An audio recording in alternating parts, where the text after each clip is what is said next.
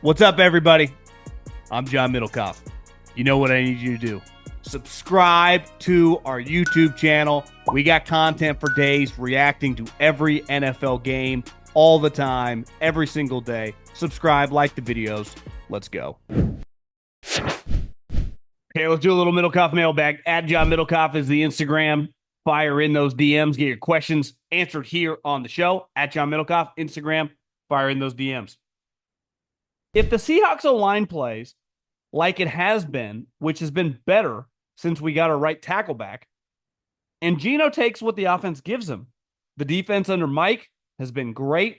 Do you think the Seahawks could make it to the Super Bowl, which would mean beating a Detroit or Philly most likely? I think we're going to learn a lot about the Seattle Seahawks these next 2 weeks. They get Green Bay and they get Minnesota at home. If they win one of those two games, I think you would have to take them very seriously as a team that's going to win a playoff game because they're going to host one and they're going to play one of those teams. So if they were to beat Minnesota, I guess Green Bay has 4 losses, Minnesota only has 2. So, I mean, if they were to beat Green Bay, you'd say, well, they get Green Bay again. That would be the 6-3 matchup more than likely if you assume Minnesota or potentially Detroit is the 5. And we know Atlanta or Tampa is going to be the 4. So that Minnesota team would probably play, Tampa. Though Tampa plays the Chargers this week, and I does Atlanta played the Giants? I have to relook at the schedule, but I think Seattle could definitely win a playoff game, which is a massive, massive achievement for a franchise that just hasn't been that good. Right. I mean, they made it the playoffs a couple years ago, and then they got trounced in the first round by the Niners. Last year, they missed the playoffs. So winning a playoff game to me would be a very, very impressive first year from Mike McDonald. But big picture, like, could they win the Super Bowl? No. I do not believe they can win the Super Bowl. I'd be a little stunned if they could win multiple playoff games, to be honest with you. Do you think the quality of the game is getting worse with all these rookie quarterbacks being asked to start right away? It seems like we have to now sit through and watch 2 to 3 years of development. Whereas in the past, rookies would sit 1 year and then would be somewhat seasoned in their first full-time season. The fact that some quarterbacks are coming out of college without 4 years of starts seems to make it even worse. I'm going to push back on that a little bit. Look at Caleb Williams. He started in college for 2.5 years. Who went number 2? Jaden Daniels. He started for 3 or 4 years, a couple at ASU, multiple at LSU. Drake May, multiple year starter. Bo Nix, more college starts than any player in college history. Michael Penix, he would have been a 5 or 6 year starter with all the injuries. And so I think a lot of these guys, who else am I missing? JJ McCarthy, multiple year starter. These guys are playing a lot. I mean, look at this upcoming year. Cam Ward's been starting for 3+ years. Shador's been a starter for 3+ years. I think these guys are playing. It's really hard. I think we've seen a long time in football that just, regardless how much you play, regardless your situation, most guys, it's tough. It's just really, really hard. I mean, Caleb's on a joke franchise right now. So and he has a lot to work on. So he needs to be coached up. So I think there are a lot of different variables. I would say worse than ever. No, I mean, it's just, I think the game's different. I mean, there are elements of it that I miss. But I find myself pretty entertained when I'm watching it, to be honest with you. Question: list the top 5 quarterbacks in the NFC. Okay, let's pull up the NFC. I would say this season for sure would be Goff. In no order. Would be Darnold. I think I throw Jordan Love in there. Stafford. Hurts. Purdy would be on the fringe. Baker'd be on the fringe. So I think your locks are Stafford, Goff, If you ask AJ Brown, he'd say, "Do not put Jalen Hurts on that list." Jalen's weird. I mean, Jalen's a really good player. Obviously, his running ability, his playmaking ability, but he can't like Stafford and Goff. He's not picking you apart from the pocket. He's much more of a playmaker. But his playmaking translates to winning. Dak's hurt. Carr stinks. Caleb kind of stinks. Bryce is actually coming on. Cousins stinks. Jaden's been terrible now for a month. Geno's been solid. What are Geno's stats this year? Geno right now is 14 touchdowns, 12 picks. So yeah, I don't know if I'd put Geno in there. So I think you would go, if I was trying to do a list, I would go Stafford one. This is like their best version throughout the season. I'd go Stafford, Goff. Do I go Jalen? People are pushed back on Jordan Love. I like Jordan Love. I'd probably go Stafford, Goff. I mean, Jordan Love, 21 touchdowns, 11 picks. He's been banged up. Jordan Love, Hurts, Purdy, maybe. It's not exactly Mahomes, Allen, Lamar, Herbert, but not bad. Not bad. Sadly, still a Giants fan, reaching out to let you know that I hate football. The season really did it for me. The Giants organization is outdated and a joke. It seems like they're stuck in the 2000s, and they have not updated their operations to conform to the modern day post concussion settlement NFL. I really don't care what happens with the team.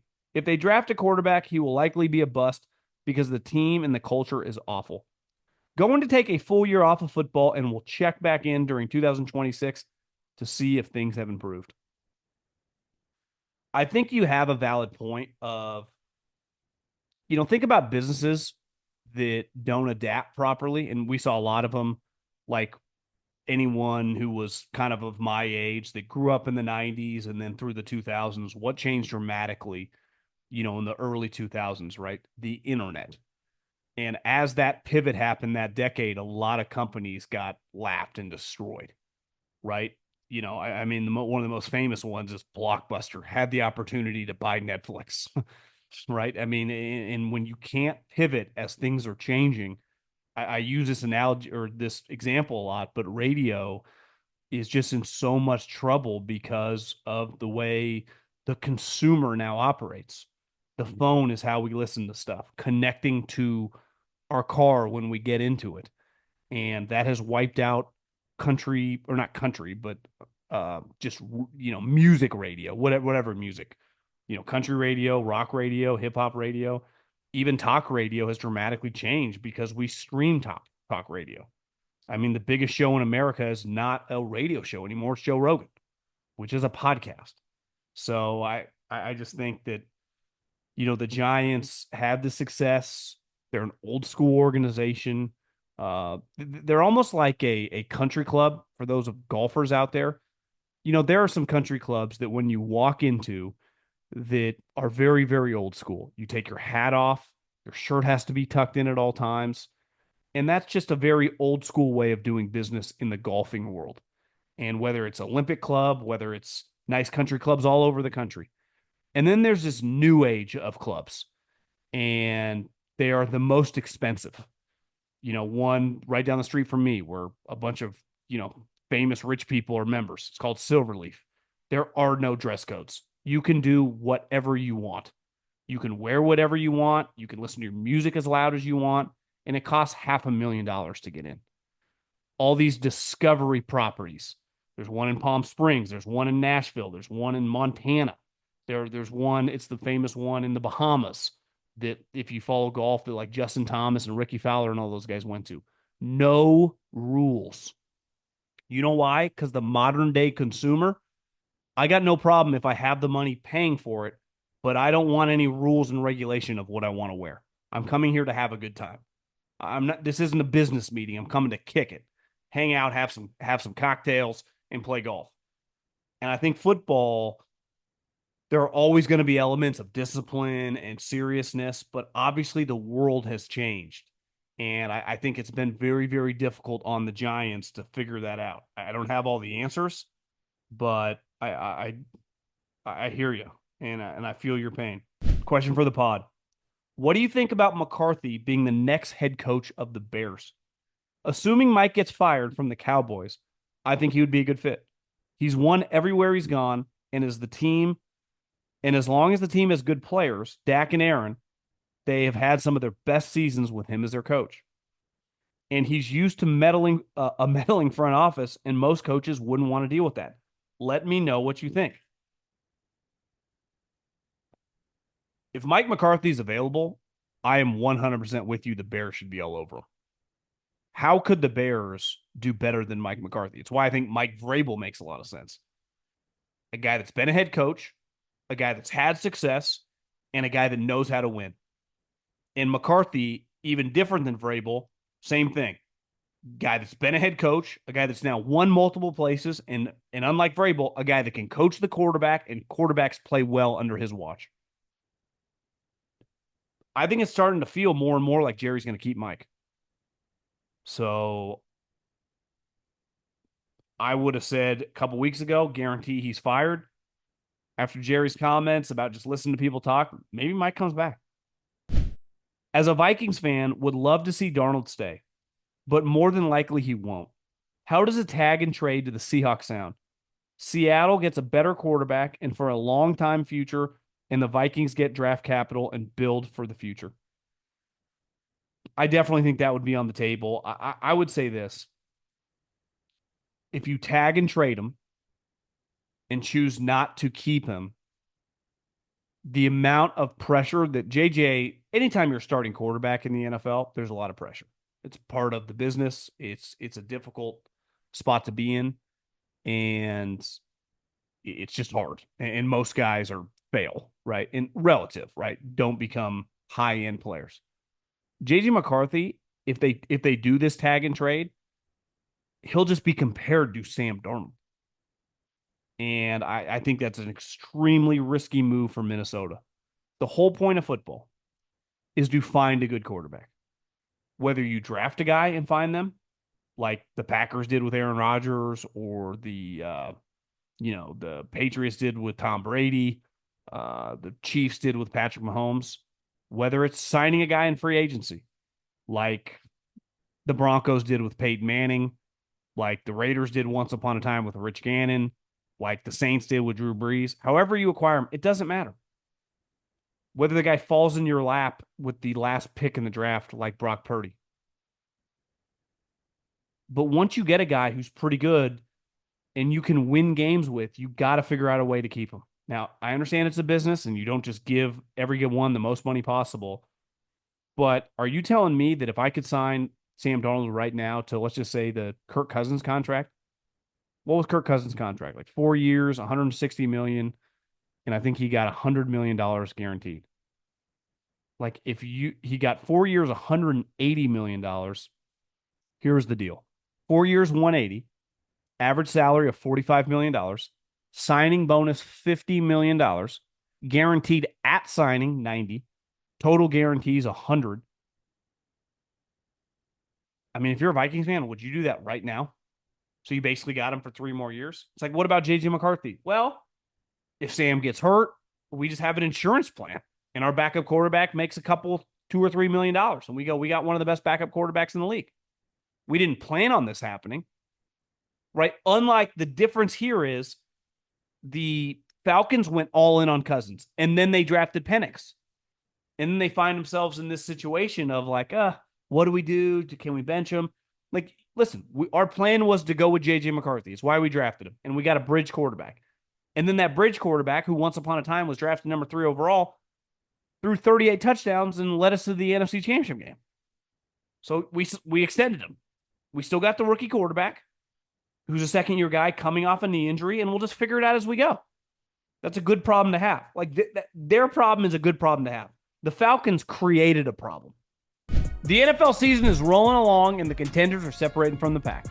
The one thing that hasn't changed this season, DraftKings Sportsbook, an official sportsbook partner of the NFL. And it's the #1 place to bet touchdowns. Long bombs, Fades to the end zone, big runs, you name it. We do not care how you get them. We just want to bet touchdowns at DraftKings, and it's the best place to do it. Ready to place your first bet? Try betting on something simple like a player scoring a touchdown. Go to DraftKings Sportsbook app and make your first pick. Here's a reason for new customers to do a touchdown dance on their own. Bet $5 to get $150 in bonus bets if your bet wins. Score big with DraftKings Sportsbook, the #1 place to bet touchdowns. Download the DraftKings Sportsbook app and use the code JOHN. That's code JOHN for new customers to get $150 in bonus bets. If your bet wins, just bet $5. Only on DraftKings. The crown is yours. What's up, John? Have a mailbag question for the future of college football. I don't know if this is possible, but with college football landscape being a bit messy, and since the SEC and notable Big Ten teams are the most talented and have better television ratings, do you think they would disband and make their own league? The league would basically be a mini NFL with conferences, divisions, and their own playoff. They could grab Ohio State, the Clemsons, Miamis, and form their own league and organized playoff system. These are the games and the matchups that people want to watch anyway. Do you think this is a realistic thing that could happen in the next 5 or 10 years? Well, I think we're already headed there. And I think Greg Sankey alluded to, this is not going to fly. We don't carry the sport for 3 months and then only get 3 teams into the playoff. This is not acceptable. And if I was Greg Sankey, I'd be pissed. Even if technically I understood why Alabama didn't get in, but why are we such a huge reason that this sports popularity is so big? Our conference puts the most guys in the NFL every single year by a wide margin. It is way harder to play our schedule than it is to play the ACC schedule. So yeah, some of our best teams have 3 losses. Well, if we had played in the ACC or vice versa, the ACC had come here, how many games would SMU win in the SEC? At most, I would say 8. And that'd be good. 8-4 in the SEC, SMU, that'd be an impressive season. So I think part of this now is to get all these people together and play a unified schedule. You're still going to have some random teams. And hell, you might have SMU. And you might have, the Wisconsins and Iowas and the Mississippi States. That's fine. But they all got to play each other. Like the NFL, they have the Chiefs, they got the Bills, they got the Lions and the Eagles, but they also got the Raiders and the Jags. Not everyone's good all the time. That's fine. But everyone's playing everybody. And that's not happening in college football. So when I see these records at the end of the year, they're not even close to be comparable. What Kenny Dillingham did in this season was awesome. Everyone picked him to be last in the Big 12. But going 10-2 in the Big 12 is not the same as going 10-2 in the SEC. Yet they're somewhat treated the same. 2 playoff teams. Georgia 10-2, ASU 10-2, both won their conference championship. 2 and 3 seed. What? Boise State got a bye. They won the Mountain West. They're playing New Mexico and Nevada every other week. It's crazy. What is your opinion on the quarterback protection rules? I'm a fan of the Texans and Azeez Al-Shire. The hit on Trevor, I thought, shouldn't have been such a big deal. We had a quarterback running for a first down, and Azeez was protecting the sticks. All the shouting shows were acting like he just killed someone's grandmother. I really found Shannon Sharp and Jeff Saturday extremely biased on the issue. Even the commentators for the game were crucifying Azeez. I'm not sure how a defensive player is supposed to approach the quarterback in the open field. I guess the league and the NFL media wants defensive players to just give up first downs now. Really sad.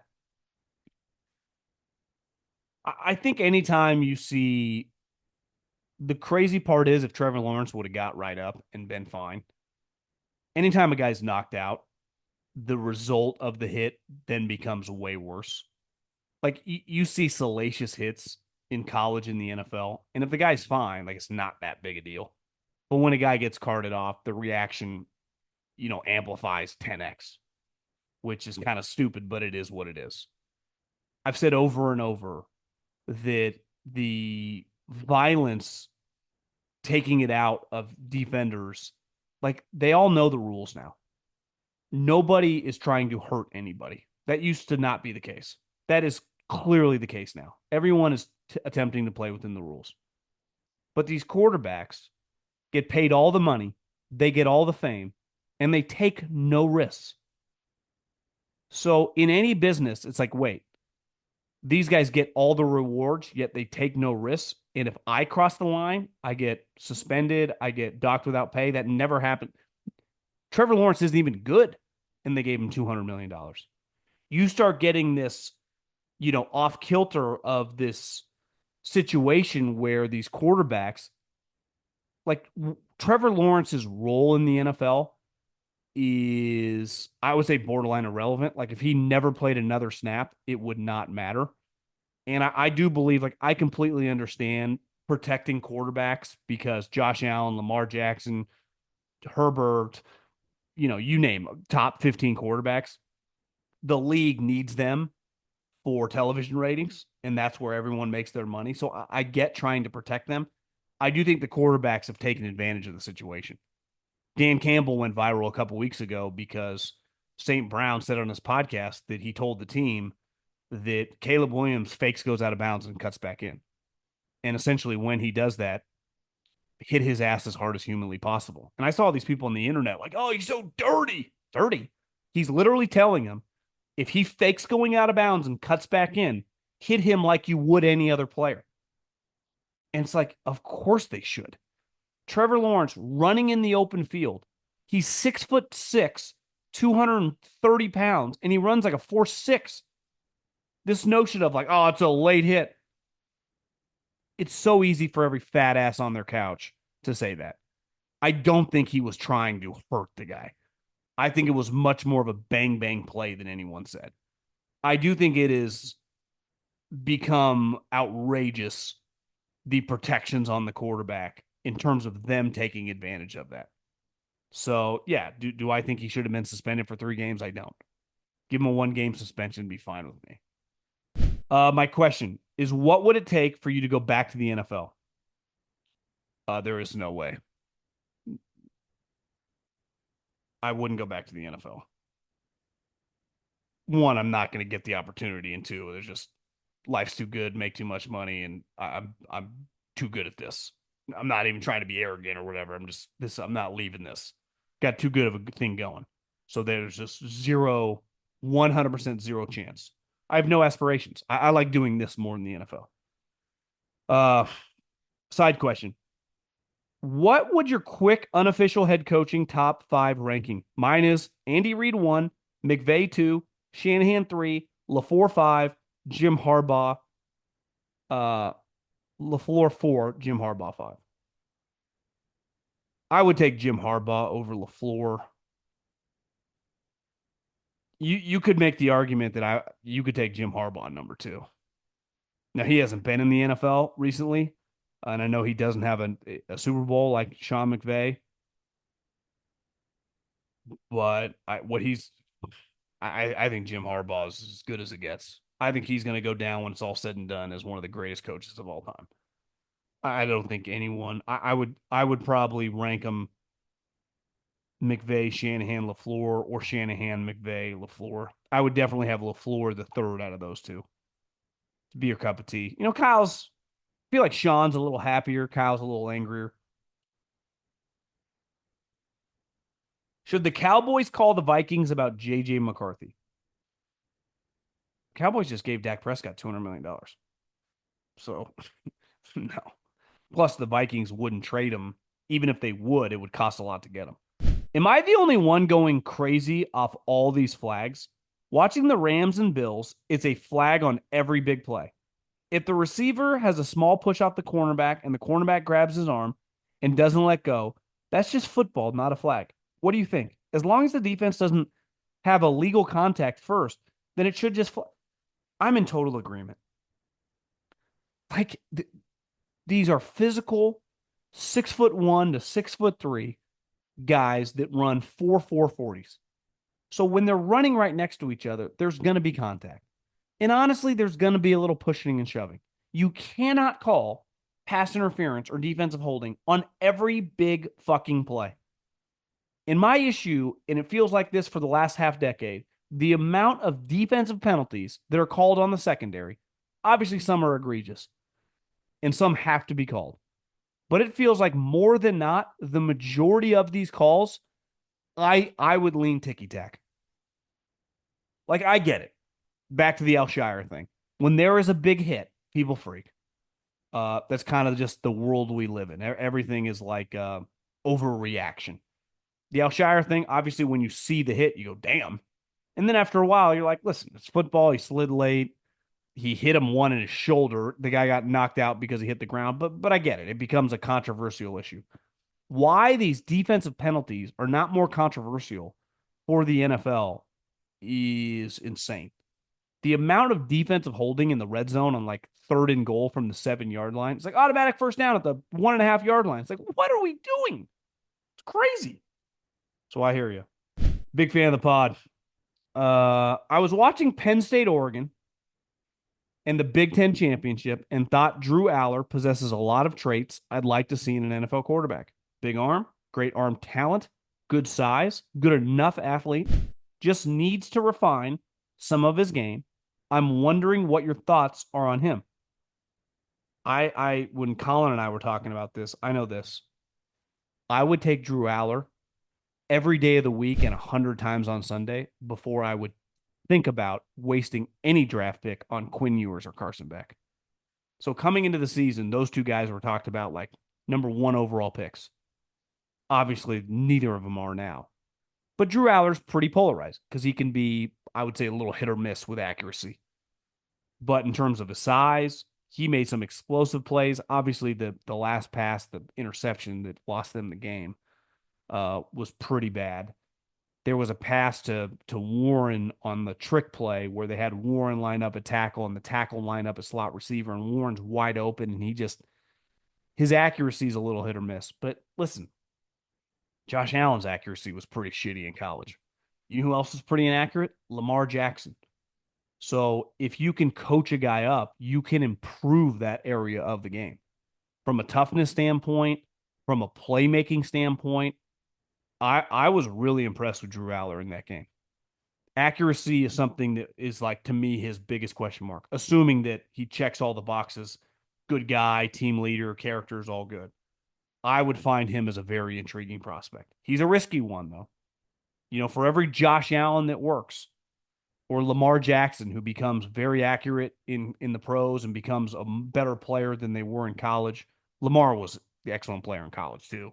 Josh is probably the better example there. But Josh was playing at Wyoming. Like, who's good at Wyoming? This guy is at Penn State, but Penn State doesn't have good wide receivers. His tight end is his one good weapon in terms of the pass game, and those two dominate. So I hear you. I like Drew Allar a lot. WVU fan. I think that means West Virginia. I was on campus for the Holgerson era. Even stayed in a tent for a week to get into college game day in 2014. While many of us were happy to see Dana leave, the Neil Brown era has been a massive step in the wrong direction. Now that he has been fired, what do you think West Virginia should go after?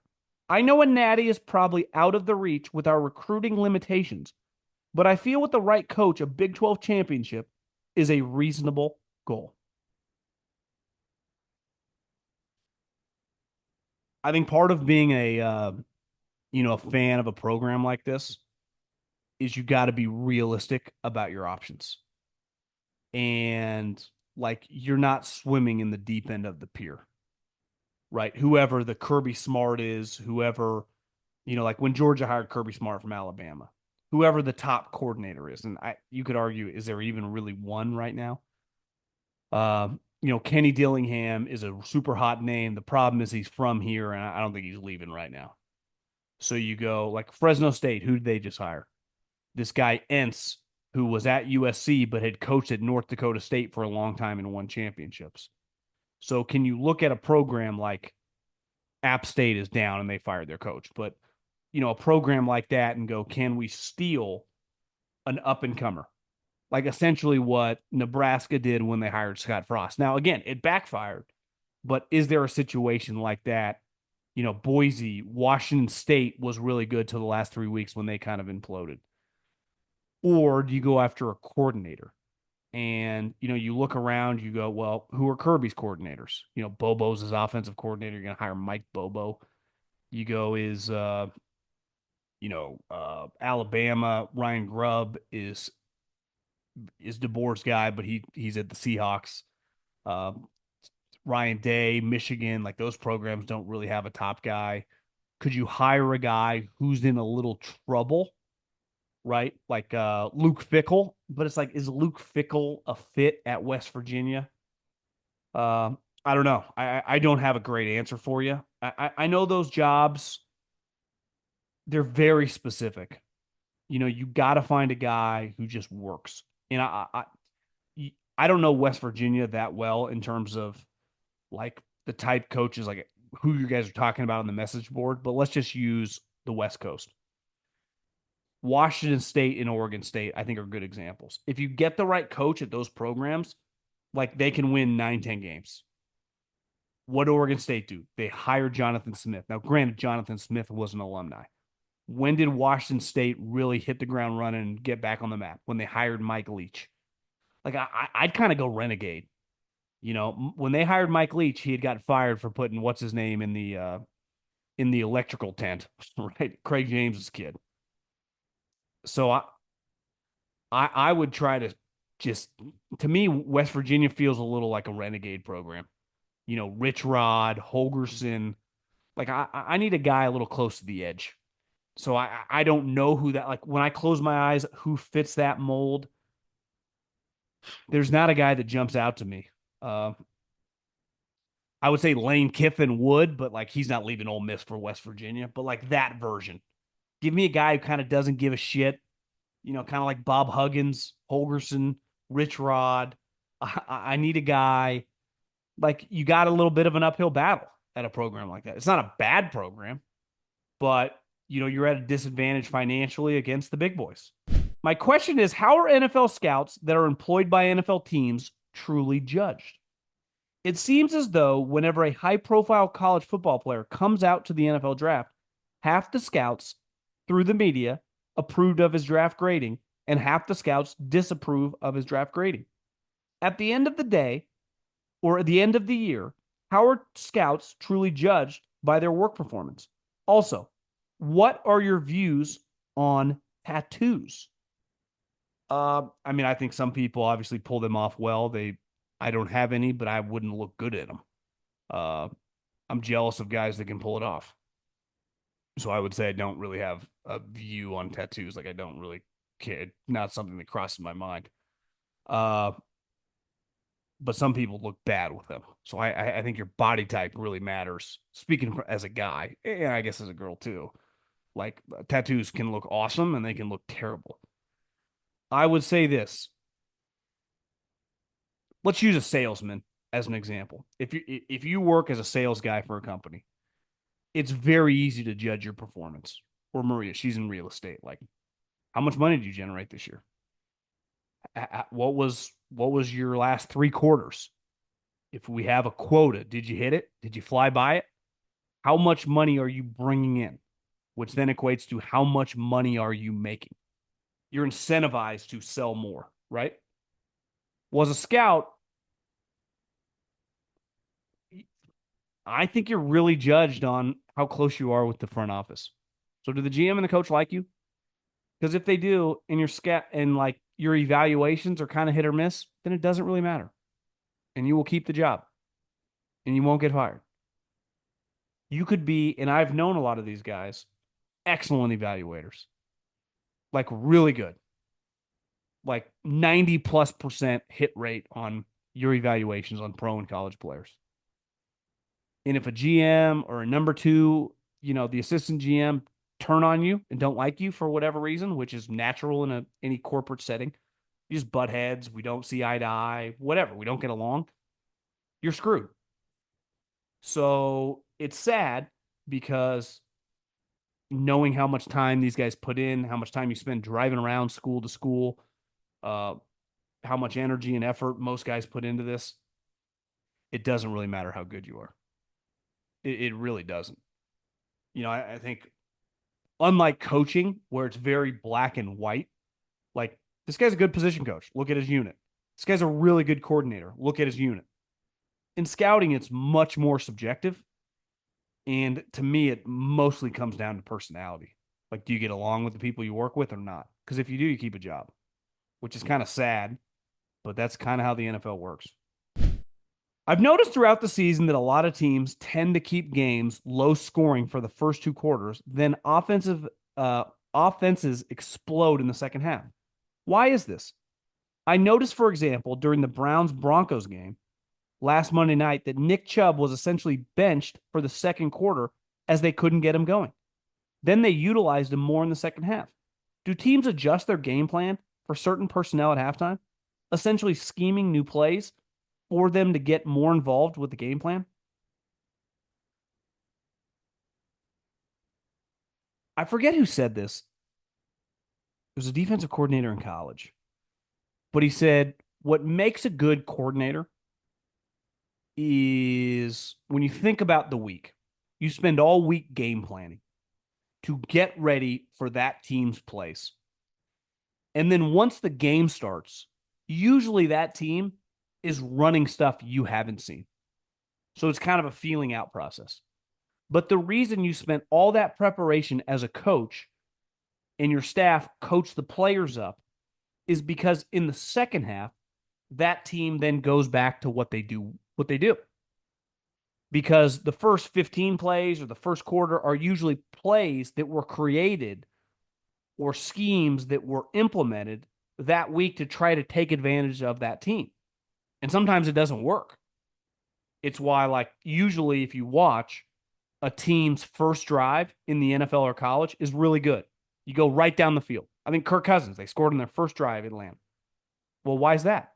Because I've developed these plays. We've worked on a Monday, Thursday, Friday, walked through them again Saturday. Sunday morning, I got up and I visualized them. So I've like mastered them. And then the game starts flowing and we just run normal plays. And I either execute them, I'm a good player or not. So I clearly people adjust. And when you say adjust, you're constantly adjusting through the game, but you realize, hey, they are actually doing this. Let's morph to this, right? Hey, they're actually not running the coverage that we thought we would see. They're blitzing this guy off the edge every other play. Let's hit him with these three things. And you have more explosive. Hey, here's another thing. Their starting corner pulled his hamstring in the first quarter. Their backup corner is a 7th-round pick who's not that fast. And we got CeeDee Lamb or Justin Jefferson. Attack that fucking guy. That happens a lot. So I think there are a lot of variables. I think every game is a little different, but I think you're on to something. Where would you rank Justin Fields today? Is he a starting quarterback or a backup quarterback in today's NFL? Also, if you were an NFL GM, would you take Fields or Minshew if you had to take one to be on your team? Thanks, and hope you are enjoying the good weather in Arizona from PA. I would say Justin Fields is a backup. I would say Gardner Minshew is a backup as well. I think it depends who my team is. Like, I think Justin Fields makes a ton of sense next year as the backup to like Lamar Jackson. I think he makes a ton of sense as the backup to like Kyler Murray. Does Justin Fields make a lot of sense as the backup to Justin Herbert or Brock Purdy or, Matt Stafford? Probably not. I mean, as you see, how do they use him? They run zone reads for him. Minshew has proven that he can come in and just run a normal offense for several games. If you name him your starting quarterback, you are screwed. One thing Fields can do is just run around. I mean, he is an elite athlete. I think they're very different players, but I think they're somewhat similar. Like, if you start them consistently, you're not going to be a playoff team. Gardner can get hot for a game or two slinging it around, but he also can look terrible. Fields can get hot for a game or two being a dual threat guy, but he also just can't consistently throw the ball. So I think they're in the same world of being backup quarterbacks. There's nothing wrong with that. And Fields, because of his running ability, can play, right? Like you can implement some running plays for him, which they do, and it's effective. And hell, just had a last game they played, he had the game clinching play against the Bengals when they ran the zone read and he ran for a first down. I'm a big Georgia fan and wanted to hear your take on Carson Beck. Going into the season, I felt he had a real shot to be in the Heisman race, win an Natty, and be a top 10 pick. The reality is he has had some nice moments, but hasn't been the guy Georgia fans were hoping or expected. Granted, our receiver play has been subpar, and we haven't had a good run game for Georgia standards. Was curious if you can think of a player who went into a season with this much hype and fizzled out like this. Thanks and keep crushing. I looked today. I haven't seen an update on his injury. And in college is a little different than pros. He doesn't. I don't think they have to come out and just acknowledge that he's out for the season or whatever. Uh, when I was scouting, Matt Barkley was a guy who I think was viewed as a guy who was going to be the number one overall pick, and then went back to school, had a down year, and ended up, I think, being a fourth round pick. Ironically, Leinart, who was still taken, I think, in the top 15, but he was widely viewed as the number one overall pick, went back to school. Now, Leinart, they went to the national championship. He just lost to Vince Young in the Texas, so he had a good year. I think Carson Beck, one, I've been very critical of him, but if you want, I mean, losing Ladd McConkey and Brock Bowers, I mean, those two guys are the best passing options on their two teams in the NFL. I mean, those are high end players. I mean, both guys. I mean, Brett Bowers should be like a 5-time All Pro, and McConkey should be like Wes Welker in the NFL for a long time. So it's hard to replace that. And clearly, their offensive line isn't that good. He had some moments. I'm trying to think of the game. What was the game I was watching? Not Ole Miss. It was a game. What was it? It was a recent. I don't know. I can't think of it off the top of my head. But it was a couple weeks after the Texas game where he just made some nice throws. And you're like, okay, you see some of the talent. But to me, he looks like a backup quarterback in the NFL. He's kind of a weird looking cat. I mean, he's got a weird look. I like my quarterbacks to just kind of, I don't know, be normal looking. He's got the one arm sleeve. He's just kind of got a weird look going. And obviously the play has been pretty shitty. But yeah, I mean, I think he's lost a lot of money this year. There's no disputing that. And now if he's seriously injured, I mean, you might be looking at, you wouldn't, I don't know. I mean, I would say if he needs Tommy John and he has to, could he be an undrafted free agent? Could he go back to school? Would Georgia even want him back? We'll see how Gunnar Stockton does in the playoffs, assuming that Carson's out and he's starter. But yeah, he just has looked really just rattled a lot of the time. He's not a great athlete, doesn't have a huge arm, so it's a lot of like, he's closer to a Jared Goff type player than he is some dynamic playmaker. And the one thing with Jared Goff, he like very comfortable in the pocket. You watch Carson Beck, is very hit or miss that way. It's not all his fault, like you said. Receivers play bad, offensive line's not great, running game's not great. But it's like, yeah, it's college football. Make some plays. He's not really a playmaker. Uh, Other than that, appreciate everyone listening. We'll talk to you tomorrow. See you.